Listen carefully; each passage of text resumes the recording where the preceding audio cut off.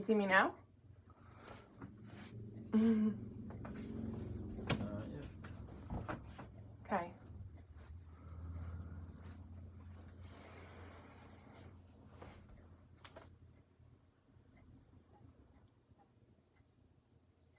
One person live. That's you, too. All right, I think people are starting to sign on. Can you see? 4, 6. All right.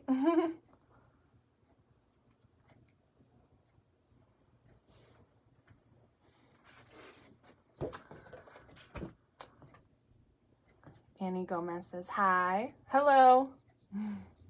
My first time doing a Facebook Live, but I have confidence that I can do this.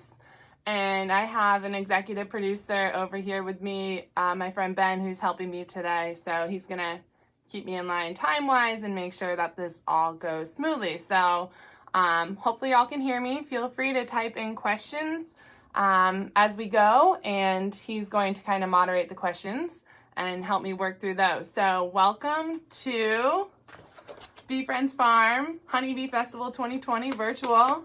Woo! I'm here to do the kid-friendly but also adult-friendly workshop on the bee packets that you all hopefully got. And if you didn't get, I'm going to walk through some of the things today so that you can do this on your own, and that's totally fine too. But we are going to be talking about bees, all kinds of bees, mostly honeybees. We're going to focus on those, but I'm going to touch on some other bees as well. And hopefully if we have time, we can go on a little bee hike too, a bee hunt. I am in the Poconos in Pennsylvania at the moment. I live in Pittsburgh now, but we're out here for the weekend. So I'm zooming in or Facebook living from our Airbnb. And so I'm inside now, but I do hope that we can step outside for a little bit so that I can kind of look for some live bees outside in addition to all the things that I'm going to show you today. All right, so let's get started. I'm going to kind of walk through the packet, and I have some other little props that I'll use on the way too. So for you and all your little kiddos, if you order the packets, you should be starting with this lovely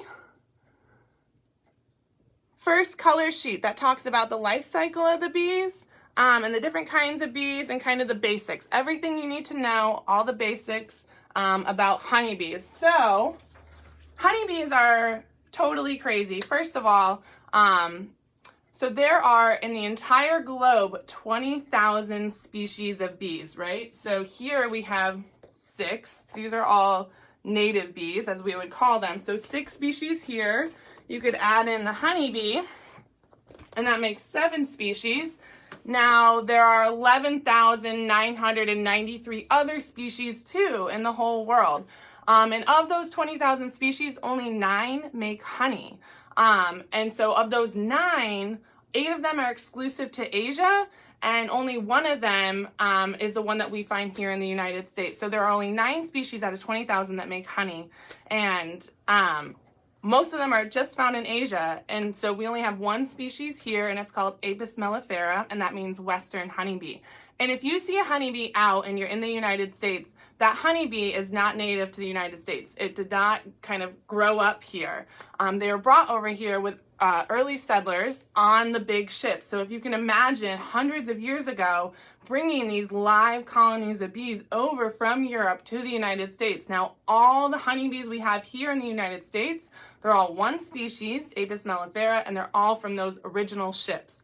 None of them are native here, but we do in the United States have 4,000 other species of bees that are native here. That includes all of your bumblebees, all the little green sweat bees. So as you can see here, hopefully when we go out today, we'll see some more of these native bees.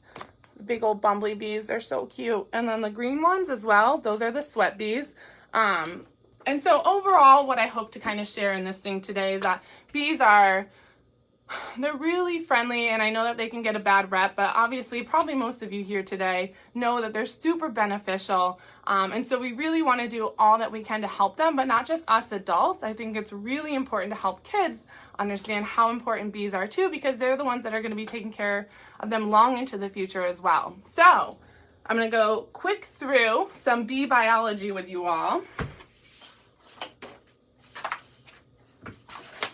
in the hive, you have 3 kinds of bees. The one that you're going to see the most and the one that you will see out on flowers is this girl. This is the worker honeybee, and as her name says, she does all the work. So the hive is made up of 90 to 99% of these worker bees. And these are all the females, and they have one mom. And that mom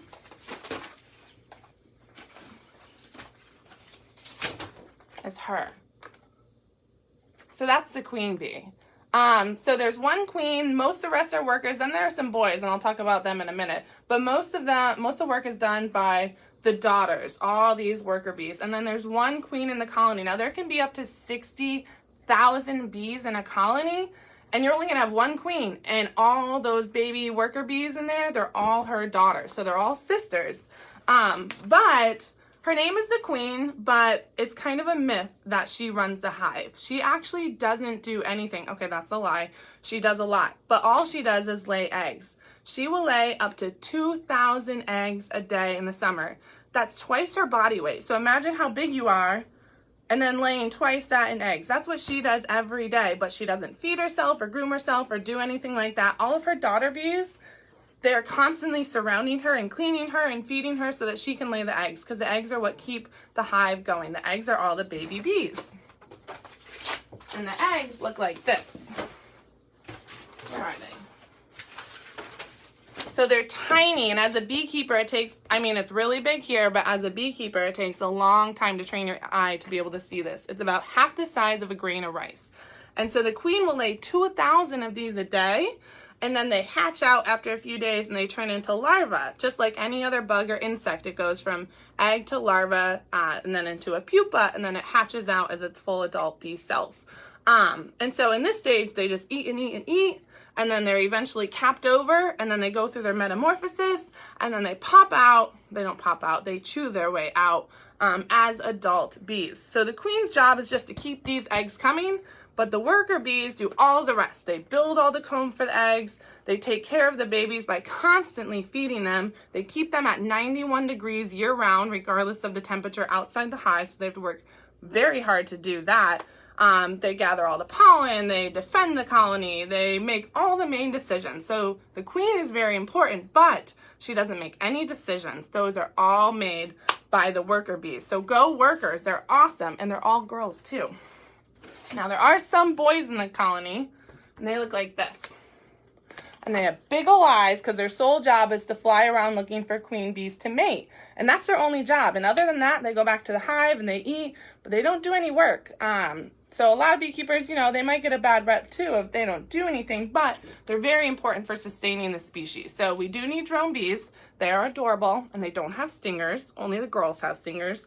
But you will likely never see one of these unless you're a beekeeper, because they only live in the hive and they're out flying around way high in the sky looking for queen bees. I think they're adorable though. I think they look like teddy bears, and I would pet them if I could. So that's a little bit about honeybee biology. So the worker bees will spend about 21 days going from egg to full-blown worker. The queens take about 16 days, and drones take about 24 days. And then workers will only live 4 to 6 weeks in the summer, and they actually work themselves to death. That's, you know, their name. They work all the time. Their first job is to come out and clean their cell, and then they go through different jobs. So then they'll start building cells, and then they'll help take care of the babies. And then after that, once their wings start to work, they might defend the hive a little bit. And then after that, the final job is to go out and collect pollen from flowers. So this is what she'll do until her very last day. And so she'll just work and work and work until she can't fly anymore. And then she'll die after 4 to 6 weeks. But in the winter, they can live longer because they don't really have to leave or work their wings as much. So that's the basic life cycle. So do queens ever leave the hive? They leave twice. So this girl, when the hive is ready to make a new colony, the worker bees kind of know that, and so they get the hive ready. And so they start making what we call queen cells, which look like this. All the other bees are born in these like basic hexagons, which if you got in your packet, you can cut them out and make them. But queens are actually born into these cells like this. So they look like peanuts, if you can see them. And so when a hive is ready to split into two, because that's how they reproduce, when we think about bees, we don't think about individual bees. We think about the whole box, the whole colony. That's one kind of bee hive, and we want that whole thing to live. And when it gets really full, it splits in half, and half the bees leave and go find a new home, and then the other ones stay. And so before that happens, though, they make a whole bunch of queens in here, and then all the queens hatch out, and actually it's kind of a fight till the death. And so all the queens will kind of come out at once, and they fight each other, and then the winner takes over the hive, and so she's now the new queen bee for that hive. Soon after that, she will leave once, and she'll go on a mating flight.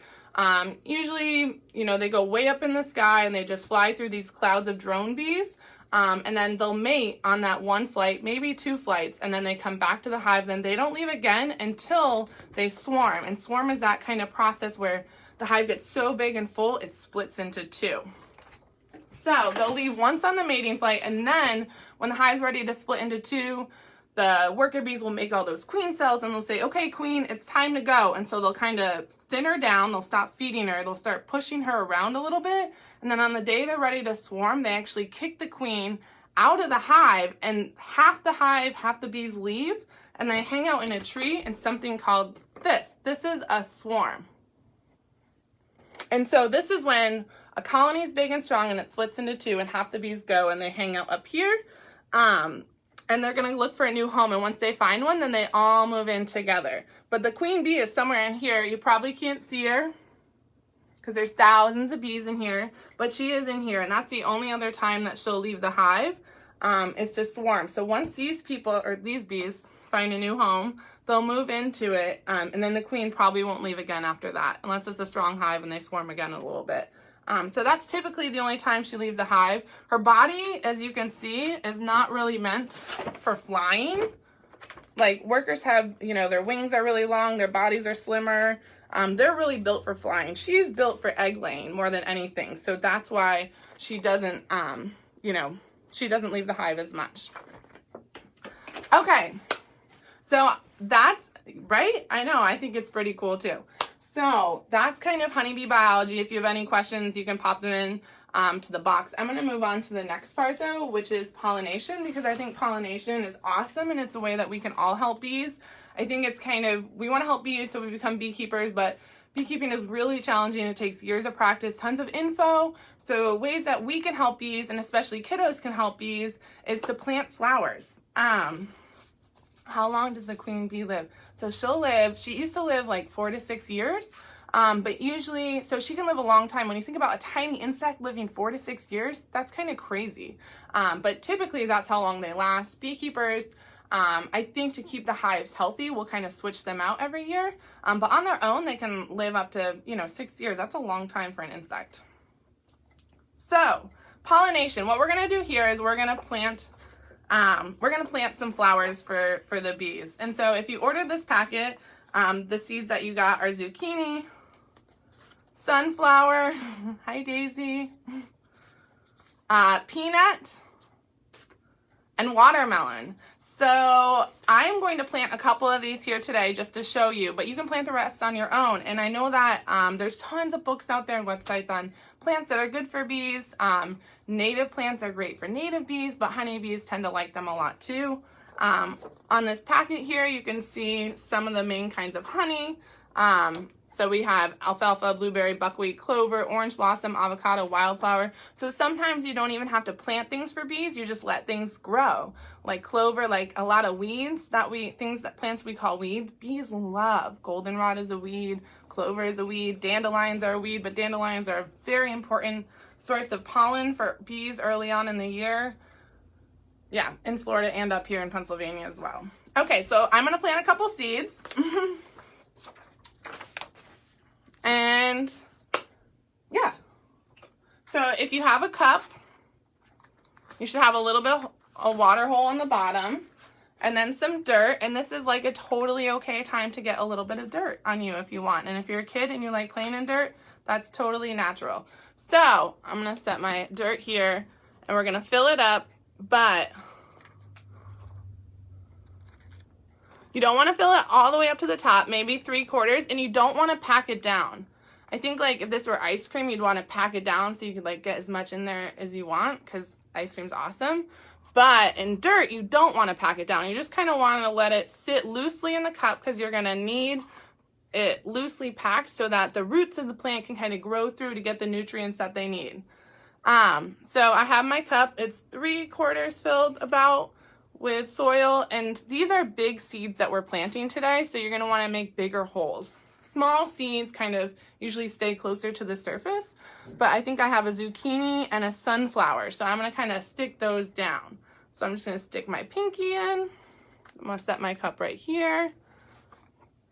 Sunflower seeds are awesome to plant because one seed, you can plant it, and if you take care of it really well and it grows, by the time you have a full sunflower head, you can let that just dry out on the plant and you will have hundreds of seeds. So from one seed come many. So I have my little hole in here and I put the seed in and then I just cover it up.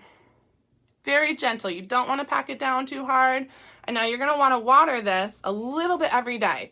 Plants actually can drown, their roots can drown. So just be sure to just give it a little bit of water every day so that it grows to be big and healthy. And I actually planted some a couple weeks ago and brought them on vacation with me so you could see what they look like now. So I've started to take care of them, and I have 2 sunflowers here. And I'm surprised they made it, because when they came out of the seed, they were not looking so great. But I just kept watering them and loving them, and then they're here now. So hopefully I can bring them back to Pittsburgh and put them in the ground, and then they'll be good to go. Okay, so the other one I'm going to plant is the squash. So again, you want to loosely fill your cup, like 3/4 full. And if you didn't get this packet, you can buy these seeds on your own. You can buy them. Maybe there are still some packets left from Bee Friends Farm. The packets are awesome because they come with all the info and the honey too that we're going to get to next. So I have my soil. These are Dixie cups, but they're biodegradable. And so when it comes time to put them in the ground, like my sunflower seeds, I just kind of peeled the outside of the cup away and was able to stick it right in here without too much hassle. Okay, squash. I'm really excited to show you because my squash plant, I did not think it was going to make it all the way to the Poconos with me, and it did. This is a zucchini. It's a type of squash, and there are actually bees that are zucchini specialists. And so the only thing that they pollinate are zucchini or squash plants. Are called squash bees. But other things can also get in there too. Lots of native bees. So I filled my cup 3/4. I put my finger in. I put my little zucchini plant in there. And I'm going to cover it loosely. Remember, we're not going to pack it down too tight. And I'm going to give this thing a little bit of water every day until it starts to grow. And I'm going to show you my zucchini plant now because I'm really excited about it. So I did not think this was going to make it all the way, with me on this trip, but it sure did. So when this thing comes up, it'll be about that big. And when it's about that big is when you want to transplant it into something bigger. For me, I put it in this pot so that I could bring it on the trip. Also, sometimes little, woodchucks and stuff, they like to eat sprouts, so it might eat it. But if you let it get about this big and then put it in the ground, it should be good. So the first 2 leaves that are going to come up are these 2. And then you're going to see a 3rd leaf, which is one of these. I'm not sure at this point. And then it just goes crazy.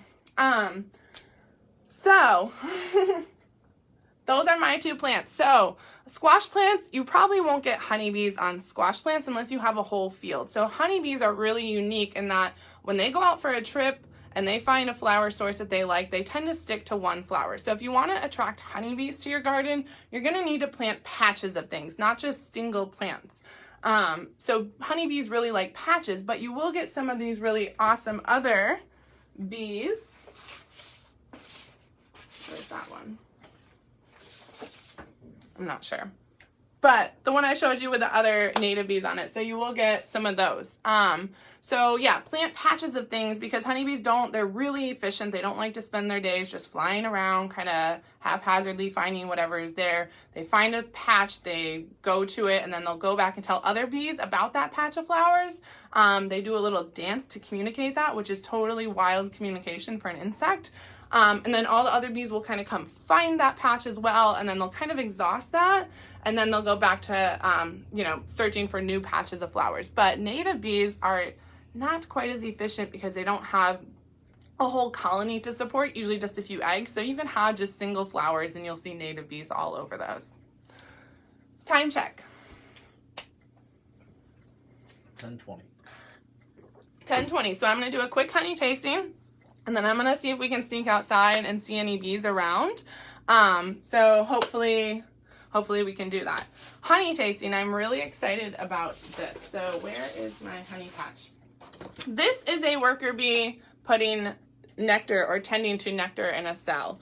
And so this is where honey is made. This is where all the magic happens. Right here on this honeycomb, which the female workers built all by themselves. No help from the boys or the queen. So they did all that work by themselves.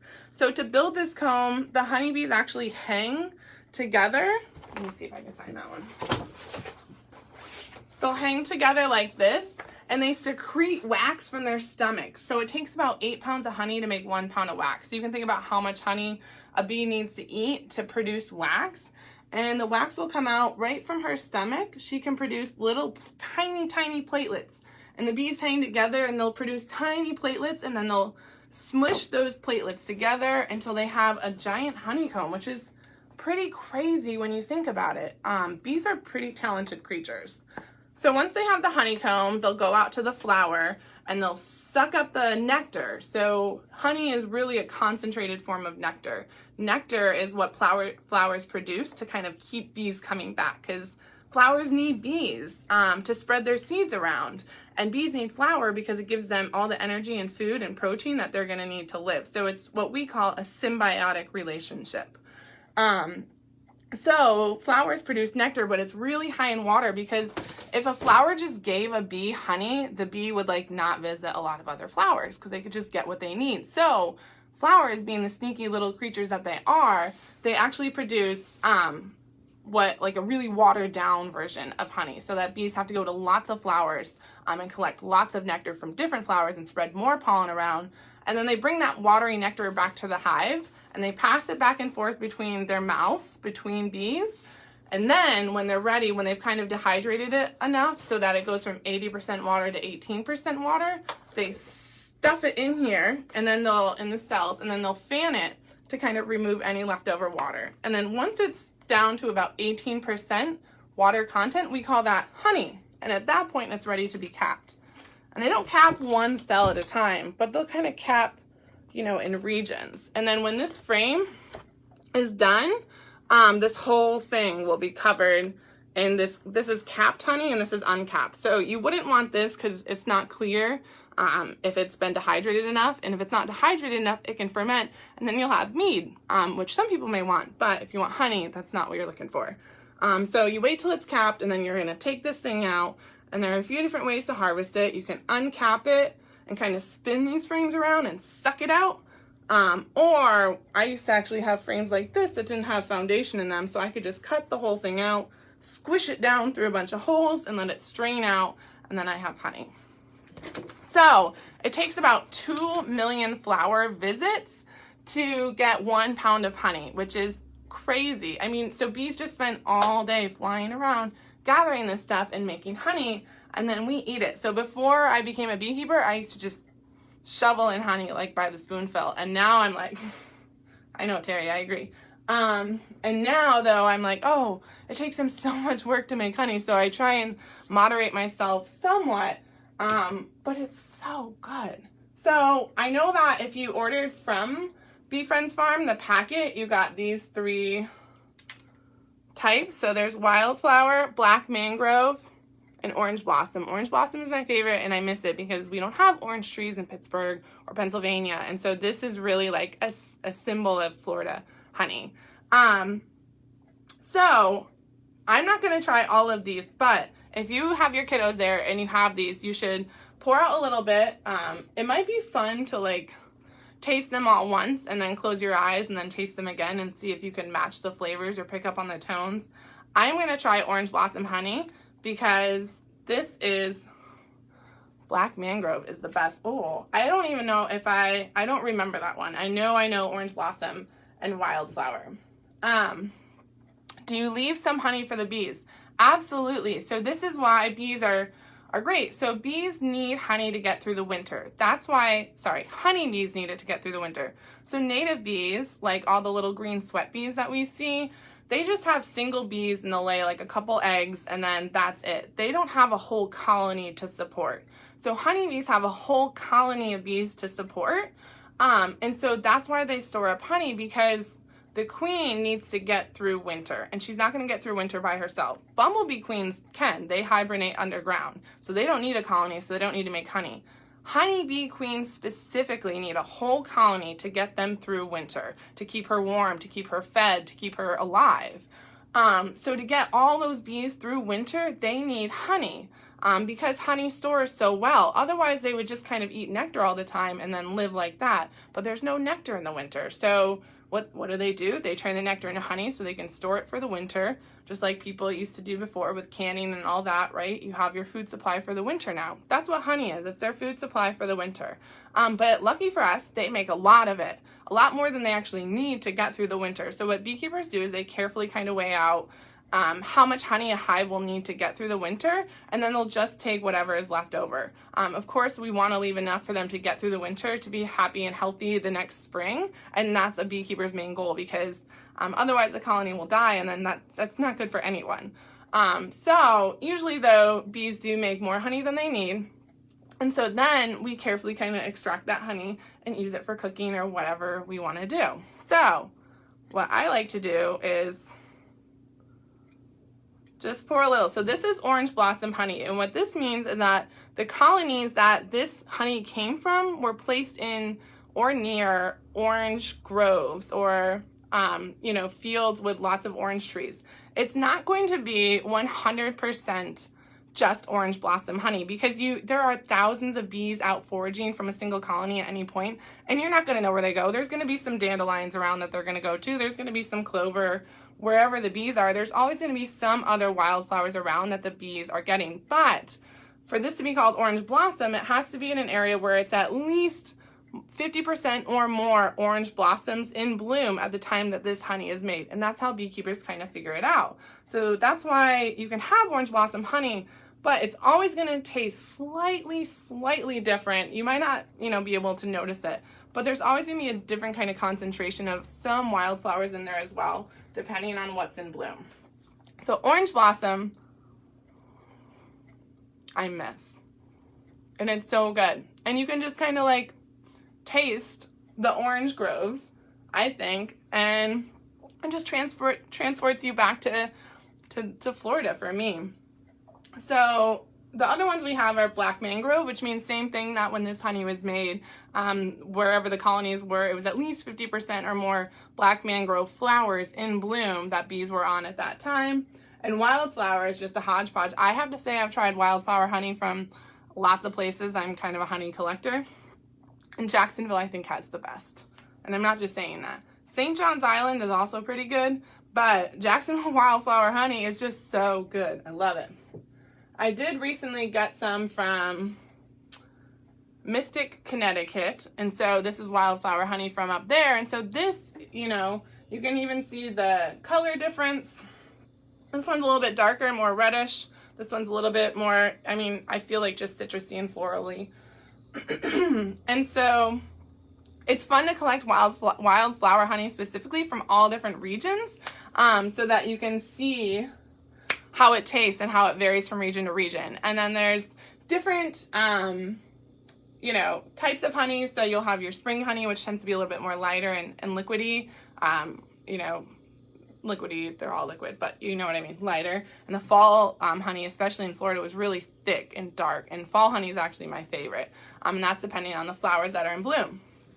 We have a question from Annie. Annie, okay. Do honey and eggs live in the same honeycombs? So they typically do not. So if you ever see a colony, you're going to see the boxes stacked up on top of each other. So that's a honeybee colony, and you'll have different boxes.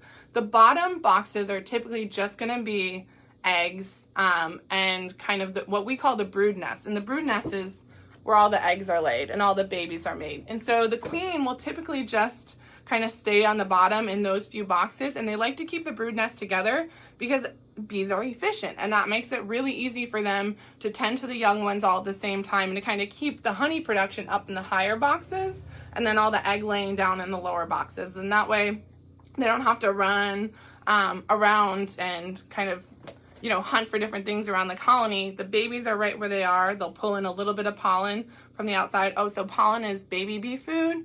It's the baby bee's protein. Adult bees typically just live on honey. And so, or on the honey, that's like kind of their carbohydrate to keep them going. But babies need protein to grow up to be big, strong bees. So that's why the flowers that we're planting are going to be super important, because the bees are going to harvest the pollen and bring it back, and they're going to feed that to the little larvae, the little caterpillar baby bees.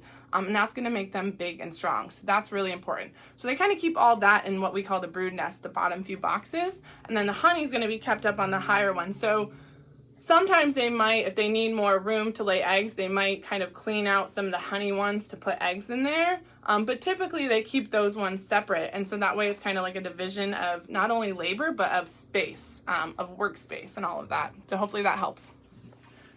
Terry would also like to know, do regional honeys change from year to year depending on the flowers that are currently blooming? Yes. And so, so regional honey changes from year to year depending on the flowers that are currently blooming. Yes, right. That's perfect. So, I know that like up here in Pennsylvania, it's been really interesting to see the differences and kind of when things bloom. But yeah, so in the fall, you're going to have a lot of goldenrod.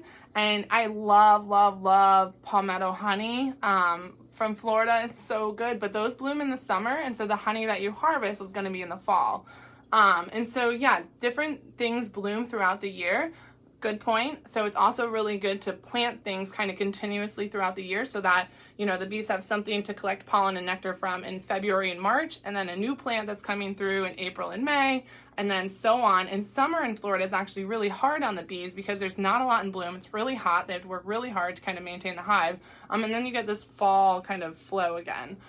So if you can think of things to plant in the summer, or let your palms, I know it's hard, we like to trim our palm trees down there, but if you can let those go and let the flowers grow, and so that the bees can collect all the nectar from that first, and then trim them up, that's helpful honey for them to collect in the summer down there. But yeah, so you're going to get these different kinds of flowers blooming throughout the year, and if you want to help the bees, plant different flowers that bloom at different times of the year, so that they can have honey all year round. Okay, so time check. 10:32. 10:32. So, if anyone has any questions, you can pop them in the box. I might run outside real quick and see if I can find some bees on the tomato plant. It might get a little loud, so I'm going to kind of technically sign off here. If you have any questions, type them in and I'll answer them as we go.